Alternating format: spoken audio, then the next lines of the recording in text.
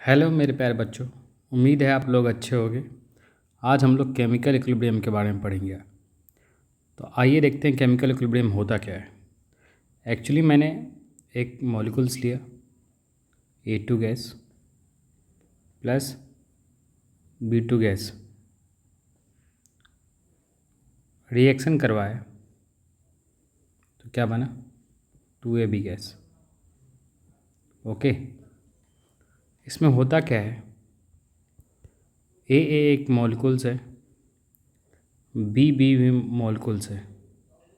ठीक है, तो होता क्या है, समय के साथ ए का बॉन्ड टूटता है, बी का बॉन्ड टूट जाता है और ए बी के बीच बॉन्ड फॉर्मेशन होता है। ऐसा क्यों होता है? क्योंकि ए और बी के बीच का अगर इलेक्ट्रोनिगेटिविटी ज़्यादा हो तो ये बॉन्ड वीक हो जाएगा, ये बॉन्ड भी वीक हो जाएगा, तो ए बी फॉर्म हो जाता है ना। इसमें जो ये वाला पार्ट है A2 एंड B2, इसको हम लोग क्या कहते हैं, रिएक्टेंट कहते हैं। और इसको क्या कहते हैं, प्रोडक्ट। ठीक है, इसको हम लोग कहते हैं प्रोडक्ट।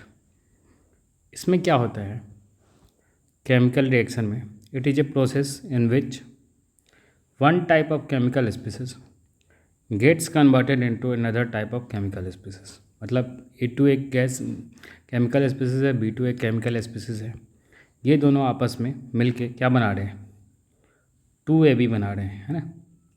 तो ये अनदर इसका प्रॉपर्टी होगा A2 एंड B2 से। तो इसको रिएक्टेंट कहते हैं, इसको प्रोडक्ट कहते हैं।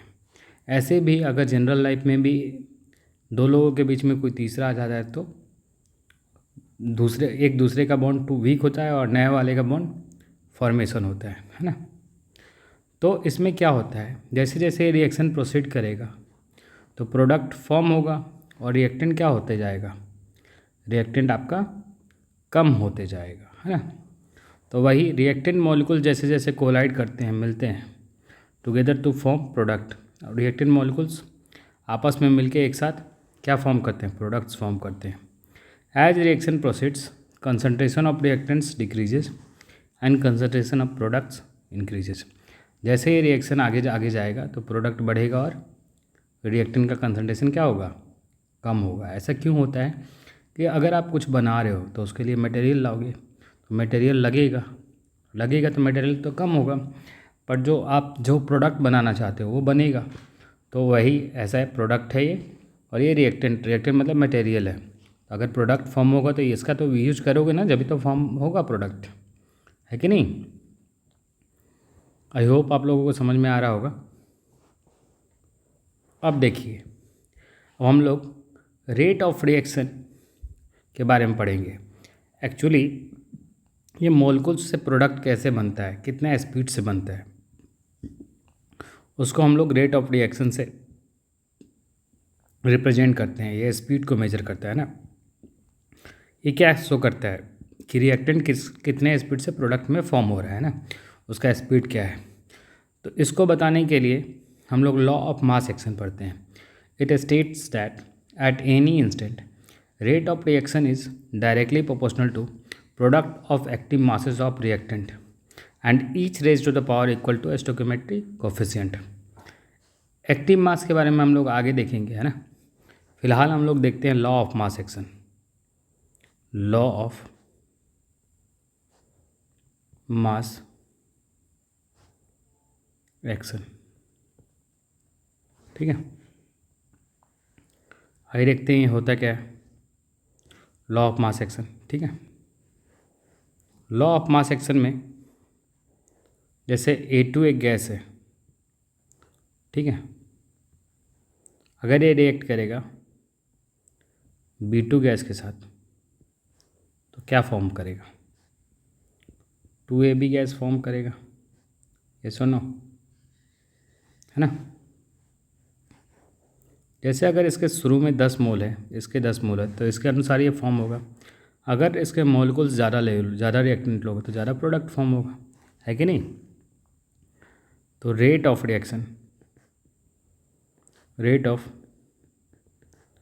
Reaction directly proportional to active mass of A2 reactant जो है इसको एक्टिव मास कहते हैं A2B2 को, into B2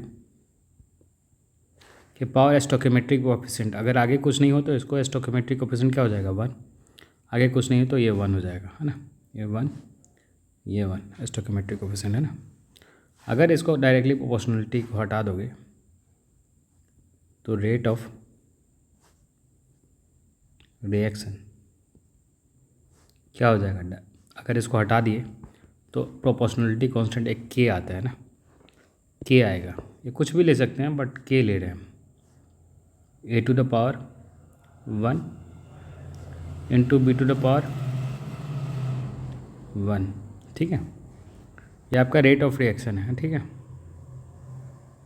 rate of reaction क्या है। It state that at any instant rate of reaction is directly proportional to product of active masses. ये क्या है, product of active masses of reactant, reactant का product है।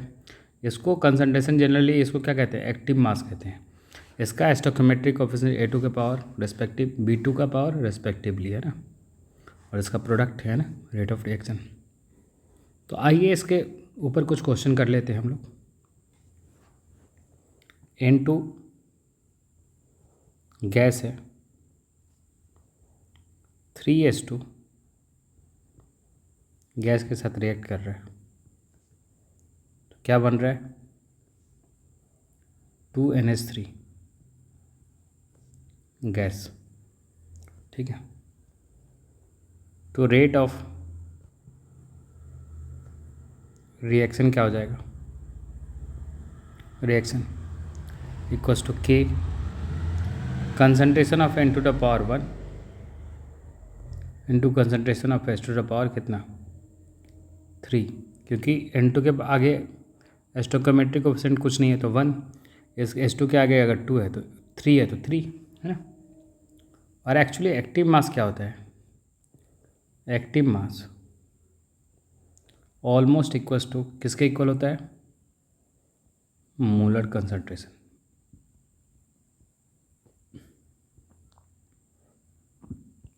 किसके लिए, for gaseous, for gaseous molecules के लिए।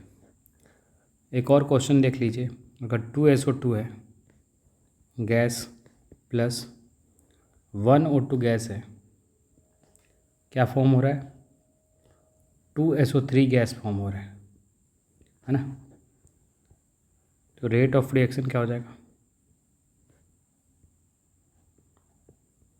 रिएक्शन इक्वल्स टू K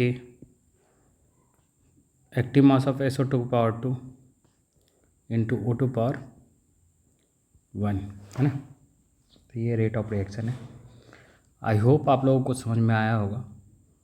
यदि आपको अच्छा लगे तो चैनल को सब्सक्राइब कीजिए, उससे मोटिवेशन मिलेगा।